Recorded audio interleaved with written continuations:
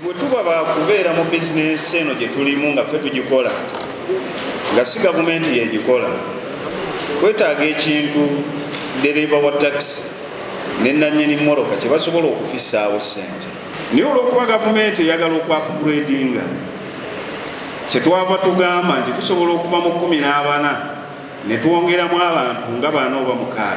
Akati gavumenti tugirage nti bweba eyagala kendeeza mukke, eyagala kendeeza ziganyegenya zaffe, nti dereeva abadde alina kiganyegenya kye asobola okukitunda n'agulamu emmotoka eno esobola okutambula kilomita akakadde kamu n'emitwalo 2 okugikola saavisi.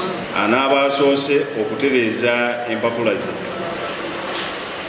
emmotoka eyo ajja kugifuna. Tusobola okufuna emmotoka drone ng'eri ku nkola ey'amasannyalaze nga esobola okuba nga ate omuntu abeera nayo n'esaavinga bulungi ng'ogifunye new brand. Tukyalina omukisa munene nnyo ogwogera ne gavumenti era ne tuddaabiriza ezo emmotoka eziriwo ne zisobola okusaabaza abantu. Download the app on App Store or Google Play Store now.